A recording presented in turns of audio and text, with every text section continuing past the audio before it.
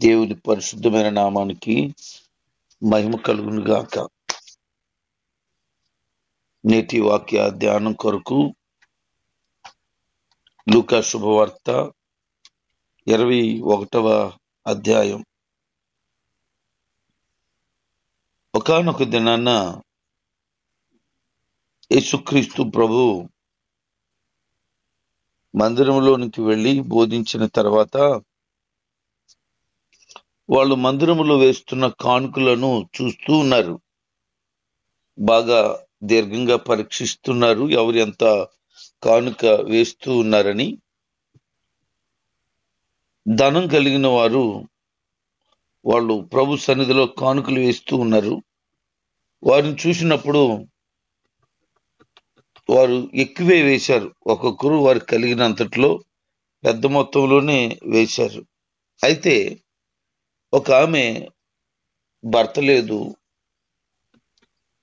వయసులో పెద్ద ఆవిడి, విధవరాలు కదా, ఆమె కానుక వేయడం కూడా ఆయన చూశాడు. ఆమె ఎంత వేసింది అని అంటే గ్రీకు తర్జమా ప్రకారంగా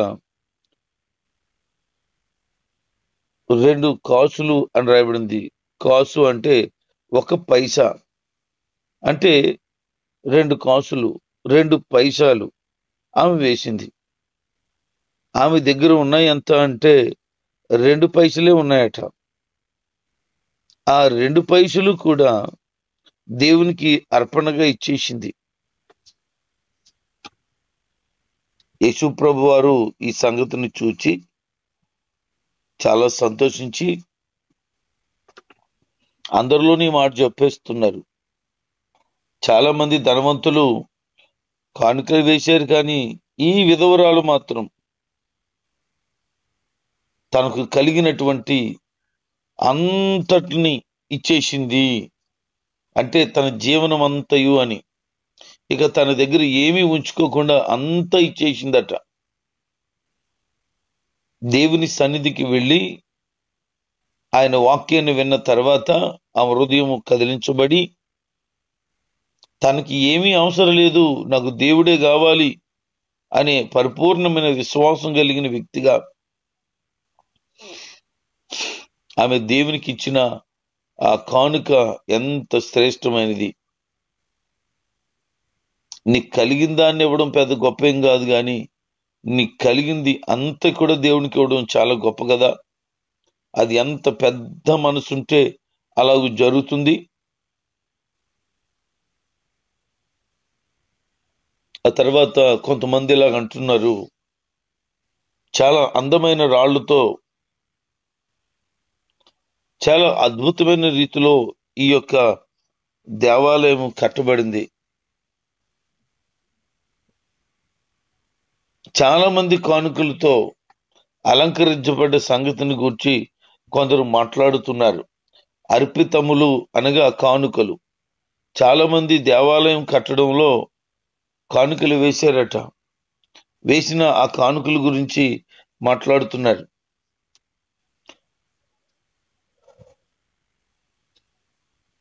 ఈ మత్తయి, మార్కు, లూకా శుభవార్తల్లో ఈ ప్రస్తావన కనబడుతుంది.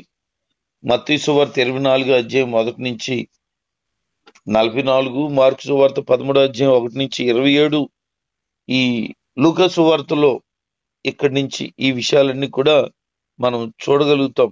ఈ 3 సువార్తల్లో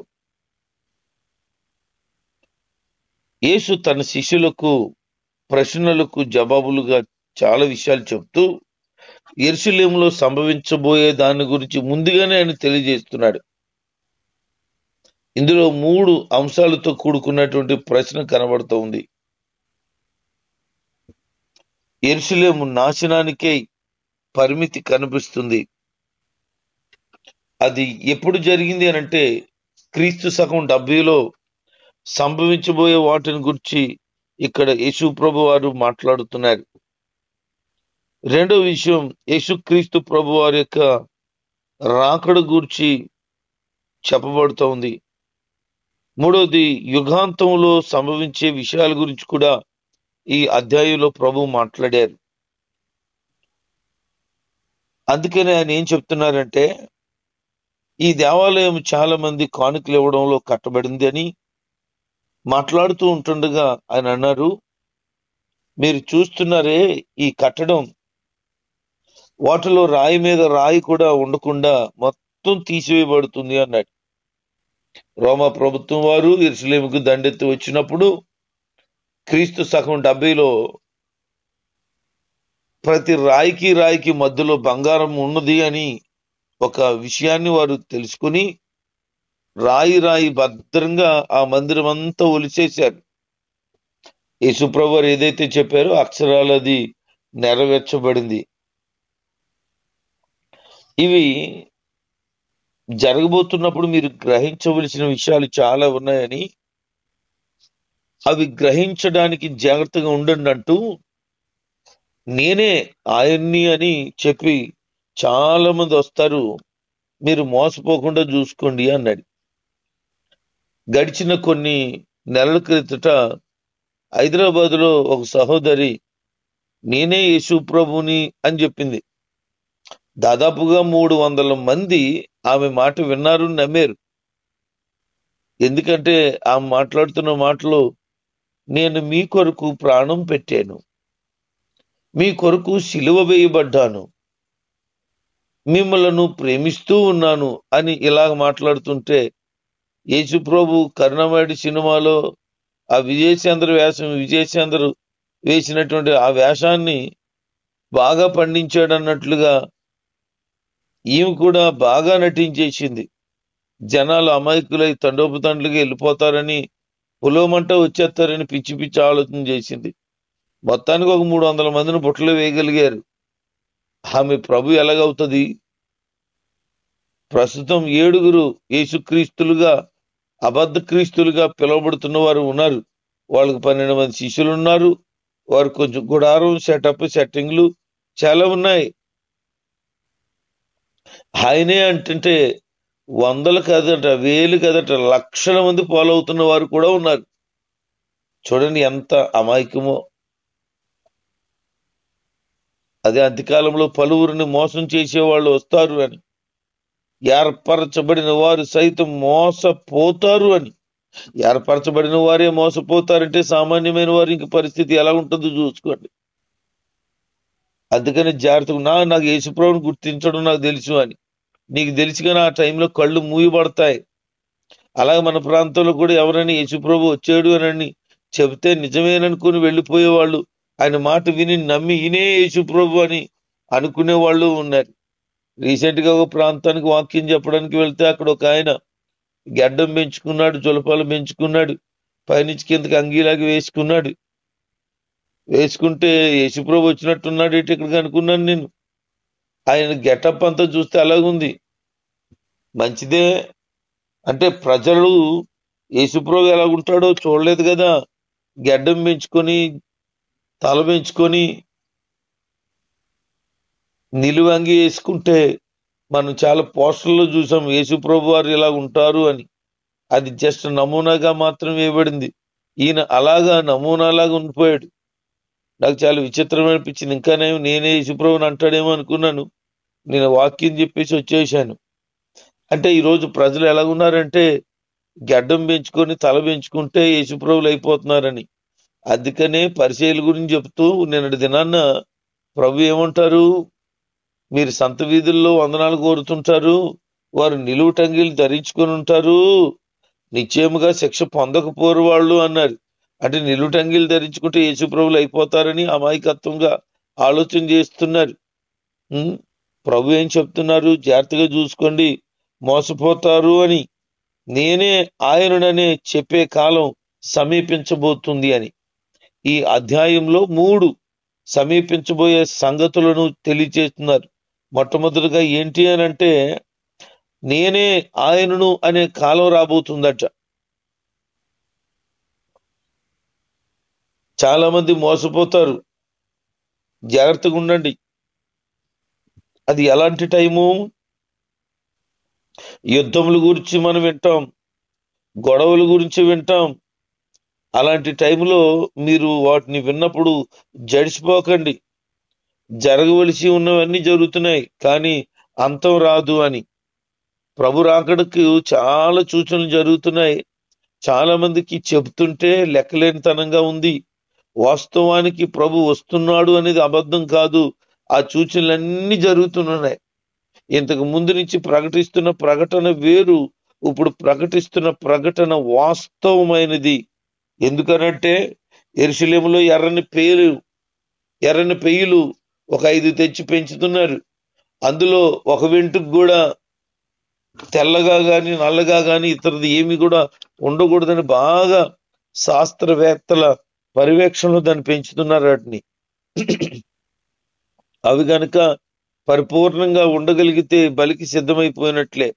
బలి సిద్ధమైందా, ప్రభు రాకడ సమీపంగా ఉంది అనేది మరింత మనకి రుజువైంది.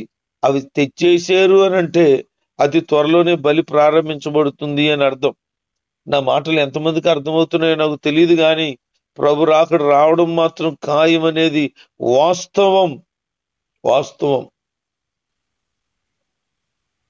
అబద్ధ క్రీస్తులు వస్తారన్నారు, వస్తున్నారు. ఇంకొక మాటలో చెప్పాలంటే అనేకులు ప్రేమ చల్లారిపోతుందన్నారు. ఈ రోజున యేసుక్రీస్తు మీద ఉండవలసినటువంటి ప్రేమ చల్లారిపోతూ ఉంది. ఎవరి మీదకి వెళ్తుందో తెలుసా? దైవ సేవకుల మీదకి వెళ్ళిపోతుంది. మా పాస్టర్ గారు ఉన్నారే, మా అన్నున్నాడే, మా అయ్యగారు ఉన్నాడే, యేసుప్రభు పక్కకు పోయేటప్పుడు వాళ్ళ అన్న, వాళ్ళ అయ్యగారు, వాళ్ళ పాస్టర్ గారు ఇదే మాట్లాడుకుంటున్నారు. మా అన్న ఏ అన్న ఏ సన్ను వదిలేశారు, సొంత అన్నను పట్టుకున్నట్టు పట్టుకున్నారు పాస్టర్ గారిని. ఇక అనేక మంది బోధలు కూడా ఎలా ఉన్నాయంటే యేసుప్రభు గురించి చెప్పట్లేదు, ఏవేవో సోది మాటలు చెప్తున్నారు, పిట్టకథలు చెప్తున్నారు. ఏదో గంట సేపు కహానీ, అరగంట సేపు కహానీలు చెప్పేసేసి వాళ్ళని ఆశ్చర్యపరిచేసి భ్రమపరిచి గారడీ సీమోన్ లాగా విభ్రాంతి నొందించి పంపిస్తున్నారు. మా దగ్గరికి వస్తే మేము స్వచ్ఛమైన చేస్తాం, స్వచ్ఛమైన పాలు అన్నట్టు చెప్తున్నారు. ఇప్పుడు అడ్వర్టైజ్మెంట్లు అన్ని కూడా ఎంత అమాయకత్వం, ఎంత అమాయకత్వం చూడండి. ప్రజలు కూడా వెరుబాగులోళ్ళు అయిపోయారు. చెబుతుంటే వీళ్ళే అబద్ధ క్రీస్తులు అవుతారేమో రాబోయే దినాల్లోని అనుమానం వస్తూ ఉంది. అంతకుముందు చాలా మంది అంచనాలు వేశారు.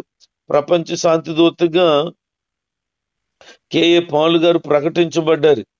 అప్పుడు చాలా మంది అనుకున్నారు ప్రపంచ శాంతి దూతగా ఈయన మాట్లాడుతున్నారు, ఆ పీస్ మినిస్ట్రీ కూడా పెట్టారు, కాబట్టి రాబోయే దినాల్లో ఈయన రూపం మారిపోద్దేమో, మాట మారిపోద్దేమో, ఈయనే ప్రపంచానికి క్రీస్తుని ప్రకటిస్తాడేమో అని చాలా మంది అంచనాలు వేశారు.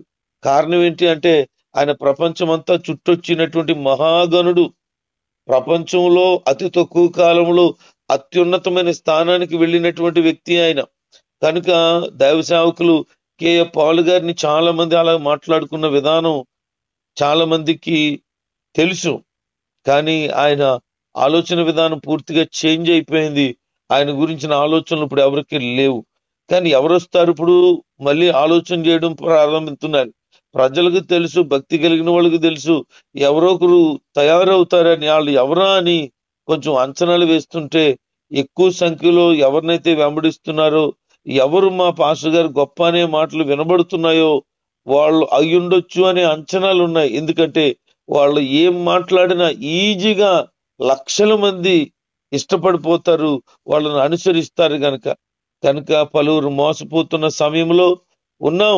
జాగ్రత్తగా ఉండండి, యుద్ధాలు సంభవించబోతున్నాయని బైబిల్లో చాలా విశిష్టమైన విషయాలు రాయబడి ఉన్నాయి. 10 కొమ్ములు వస్తాయట.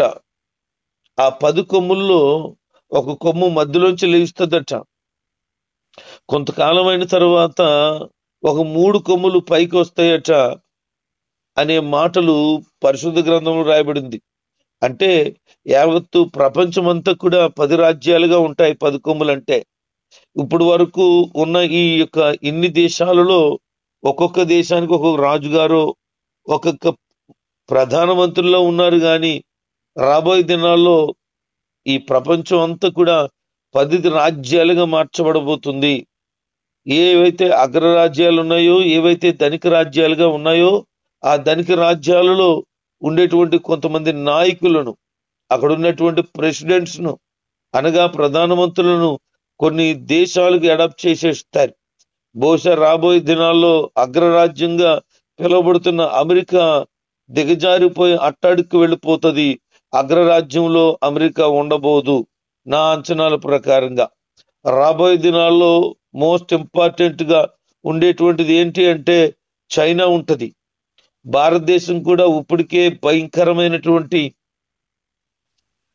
మత సంబంధమైన పిచ్చిలోనికి వెళ్ళిపోయింది.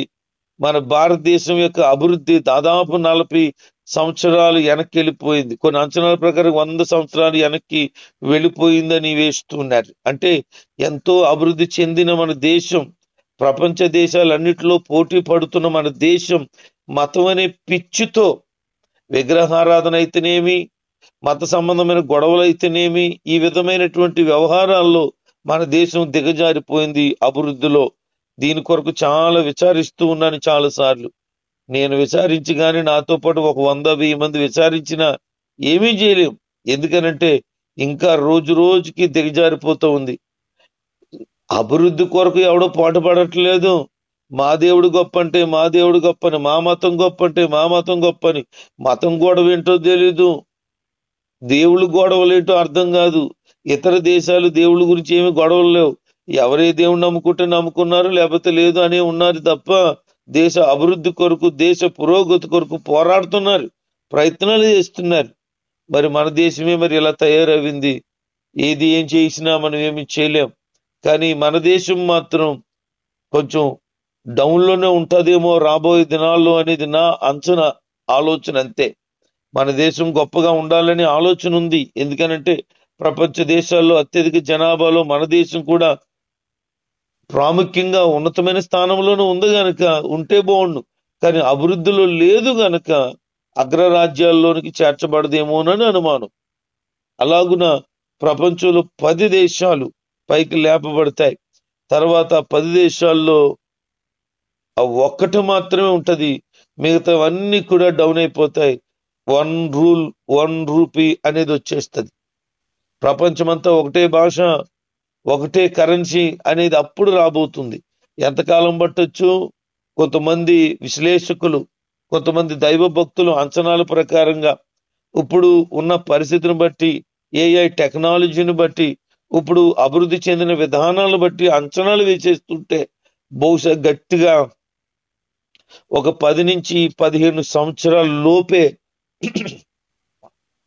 10 నుంచి 15 సంవత్సరాల లోపే 10 రాజ్యాలు ఏర్పడొచ్చు అనే అంచనాలు. అంటే ప్రభు రాకడ ఎంత సమీపంగా ఉందో చూడండి.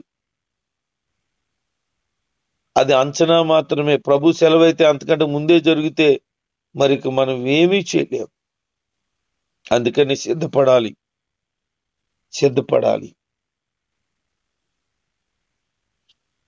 జనం మీదకి జనము, రాజ్యం మీదకి రాజ్యములు లేపబడతాయి.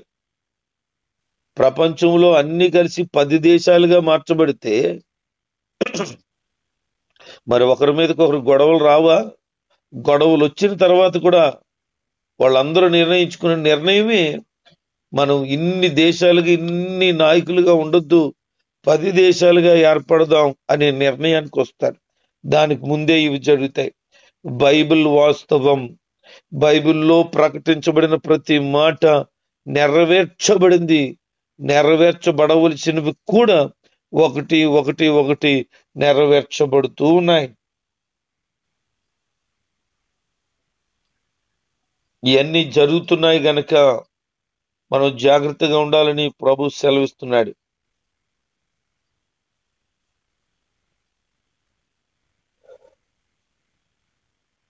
యెరూషలేము చుట్టూ మీరు చూచినప్పుడు దాని నాశనము సమీపించిందని తెలుసుకోండి. మొట్టమొదటిది ఏం సమీపిస్తుంది? యేసు ప్రభు నేనే అని చెప్పే కాలం సంభవించబోతుంది అన్నాడు, సమీపిస్తుంది అన్నాడు. రెండో విషయాన్ని ఆయన చెప్తూ యెరూషలేము నాశనము సమీపిస్తుందని తెలుసుకోండి అంటున్నాడు. యెరూషలేము మీదకి రకరకాలైనటువంటి ప్రయోగాలు చేస్తూనే ఉన్నారు. పాలస్తీనా దేశం చాలా హైలీ టెక్నాలజీ వినియోగిస్తూ ఉంది. కానీ ఆ టెక్నాలజీ అంతా కూడా ఒకరోజు కుప్ప కూలిపోబోతుంది. యెరూషలేము నాశనము కాబోతుంది.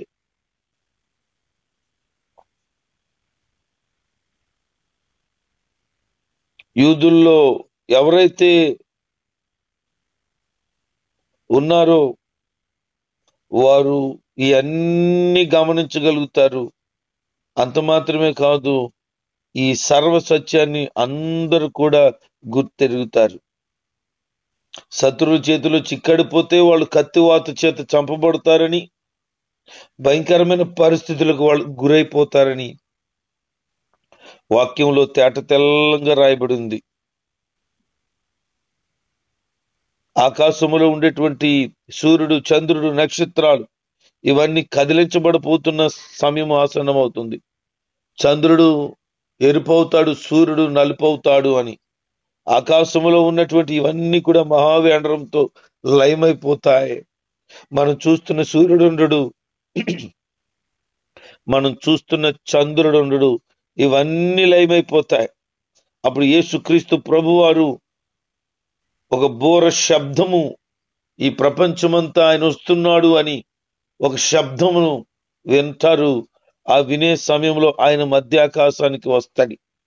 మధ్యాకాశానికి వస్తే ఇక్కడికి ఎక్కి రండి అనే ఒక శబ్దం వినబడినప్పుడు అందరూ కూడా మార్పు చెందిన వారై, అనగా యేసుక్రీస్తుని స్వరక్షకుడిగా అంగీకరించి ఈ భూమి మీద ఆయన కొరకు బ్రతికిన వారు, చనిపోయి ఉంటే వారు మొట్టమొదటిగా లేపబడతారు. తర్వాత భక్తి కలిగిన, ప్రభు రాకడ కొరకు ఆత్మ సంబంధమైన సిద్ధపాటు కలిగిన, పరిశుద్ధులుగా బ్రతుకుతున్నటువంటి వారు ఎత్తబడతారు. అందుకే అంటున్నాడు ఆయన, మీరు ధైర్యం తెచ్చుకొని మీ తలెత్తుకుని మీకు విడుదల సమీపించుచున్నదని జాగ్రత్తగా ఉండండి అన్నాడు. విడుదలంటే ఈ లోక సంబంధమైన ప్రతి పరిస్థితి నుంచి విడుదల పొందుతాం. పరిపూర్ణమైన నూతనత్వాన్ని పొందుకొని ప్రభు రాజ్యానికి చేరిపోతాం. ఎంత ధన్యకరమైన పరిస్థితిని మనం అనుభవించబోతున్నాం. అందుకని విశ్వాసంతో ప్రభు రాకడ కొరకు ఎదురు చూడవలసిన వారిగా ఉన్నారు. ఆయన అనేక విషయాలు చెప్తున్నాడు. అంజూరపు చెట్టు చిగురించినప్పుడు దాన్ని చూసినప్పుడు మీకు అర్థమవుతుంది వసంతకాలం వస్తుంది అని. అలాగే నేను చెప్పినప్పుడు ఈ చెప్పిన మాటలు ఏమైతే ఉన్నాయని జరుగుతున్నప్పుడు మీకు అర్థం అవ్వాలి, ప్రభు రాకడ సమీపంగా ఉన్నదని మీరు తెలుసుకోండి. ఆయన అంటున్న మాట ఏంటో తెలుసా? ఒకవేళ మీ హృదయాలు తిండిని ప్రేమించి మత్తుగా అయిపోతారేమో, ఈ లోక సంబంధమైన విచారముల వలన మీ బుర్రలు పనిచేయకుండా పోతాయేమో, అకస్మాత్తుగా మీ మీదకి ఉరువచ్చినట్లు కాకుండా మీ విషయమై మీరు జాగ్రత్తగా ఉండండి అన్నాడు. ఈరోజు ప్రజలు ఎలా ఉన్నారు? తిండి కోసమే బ్రతుకుతున్నారు చాలా మంది. అందుకే లోకంలో సామెత ఉంది, కోటి విద్యలు కూటు కొరకేనని, భోజనం కొరకేనట్టు ఏ పని చేసినానని. అలాగే మారిపోతున్నారు. తిండి తిండి తిండి అనే ఒక భయంకరమైనటువంటి వ్యామోహంలోనికి ప్రజలు వెళ్ళిపోయారు. చూడండి, ఎక్కడ చూసినా రెస్టారెంట్లు, హోటళ్ళు, ఫాస్ట్ ఫుడ్ సెంటర్లు విపరీతంగా పెరిగిపోయి. ఒక ఆయన అన్నాడు, మచిలీపట్నంలోనట ప్రతి వీధికి ఉన్నాయట. ఆ మచిలీపట్నంలో ఉన్నటువంటి ఈ రెస్టారెంట్లు ఇక ఎక్కడ అన్ని ఉండవు అన్నాడు ఒక ఆయన. ఎందుకు అన్ని ఎక్కువైపోయి? తిండి వల్ల మనుషులు మొత్తం అయిపోబోతున్నారని సూచనగా అక్కడ అది ఒక మాట నేను విన్నాను. ఇంకోటి ఏమవుతుంది? ఐక్యక విచారం. ఈ రోజు ప్రజలందరూ కూడా ఏమైపోయారంటే ఐక్యక విచారంలోనికి వెళ్ళిపోయారు, ధన వ్యామోహంలోనికి వెళ్ళిపోయారు. మనుషుల దగ్గర డబ్బులు లేవు, అప్పులు ఎక్కువైపోయాయి. అందుకనే బెంగ వచ్చేసింది, బాబో ఈ రోజు సంగతి ఏంటో నాకు అర్థం కావట్లేదు అనే ఐక్యక విచారంలో ఉండిపోయారు. ఇప్పుడు దేవుడి మీద ఉండవలసిన మనసు పోతుంది, ఐక్యక విచారంలో చిక్కడిపోతున్నాం. జాగ్రత్త పడదాం, సిద్ధపడదాం. ప్రభు రాకడలో ఎత్తబడుట కొరకై అందరూ కూడా సంసిద్ధులు అవ్వండి. మనం ఈ భూమి మీదకి వచ్చింది యేసు ప్రభు వారిని తెలుసుకున్నది, నీతిగా పరిశుద్ధంగా బ్రతుకుతున్నది ఈ భూమి మీద బ్రతకడం కోసం కాదు, ఈ లోకాన్ని విడిచిపెట్టిన తర్వాత నిత్య జీవంలోనికి అడుగు పెట్టడం కొరకే. కనుక జరుగుతున్న సంభవాలన్నిటినీ ఒకదాని తర్వాత ఒకటి చూస్తున్నప్పుడు సత్యాన్ని గ్రహించండి. క్రీస్తు మార్గంలో ఉండుట కొరకై పరిపూర్ణంగా సిద్ధపడండి. ఏర్పరచబడిన వారు సైతం మోసగించబడతారు గనుక ఏర్పరచబడిన వారై నీతియుక్తమైన బ్రతుకు బ్రతకటానికి మెలకువ కలిగిన మనసు కలిగిన వారుగా ప్రభు రాకడకు సిద్ధపడుతూ ఉండాలని ప్రభు పేరిట తెలియచేస్తూ ఆయన వాక్యంలో ఉన్న విషయాల ప్రకారంగా నిత్యము భయము భక్తి కలిగి బ్రతుకుదాం. ప్రభు రాకడ కొరకు ఎదురు చూద్దాం, సిద్ధపడదాం. ప్రభు ఈ మాటలు మనం వినుకుంటున్న దీవించును గాక. ఆమేన్.